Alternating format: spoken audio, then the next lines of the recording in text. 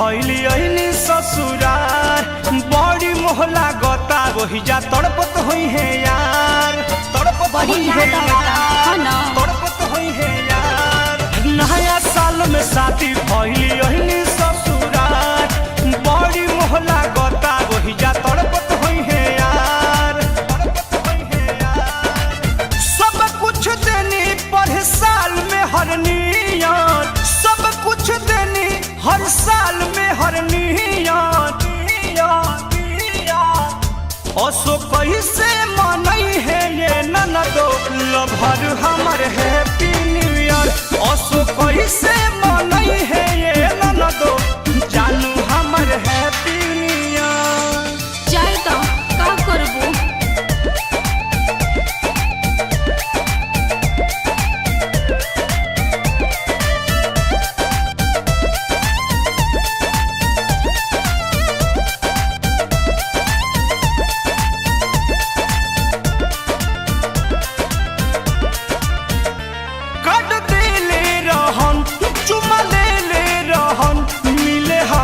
से आइली अकेले रहम आगे दादा आगे का भइलो आगे का भइल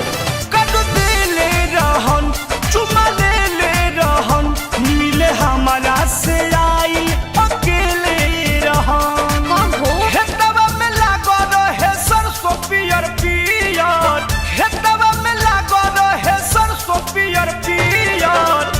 असो कैसे मनई है ये ननदो लभर हमर हैप्पी न्यू ईयर असो कैसे मनई है ये ननदो जानू हमर हैप्पी न्यू ईयर।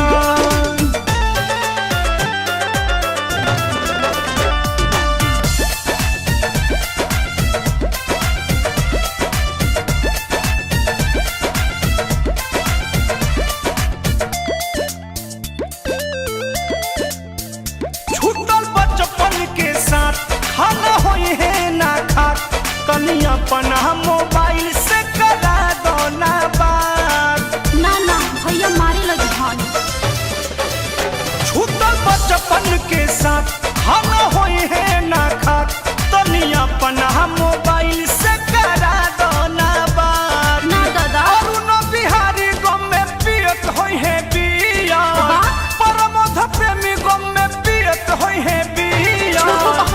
असो कैसे मनई है ये ननदो लभर हमर हैप्पी न्यू ईयर असो कैसे मनई है ये ननदो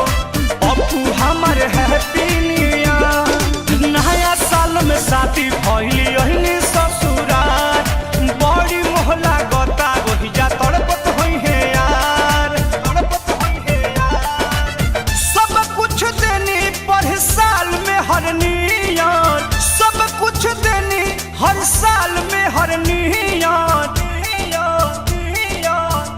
असो कैसे मनई है ये ननदो लभर हमर हैप्पी न्यू ईयर असो कैसे मनई है ये ननदो जानू हमर हैप्पी न्यू ईयर। इतना मन बात एजे बुला लो।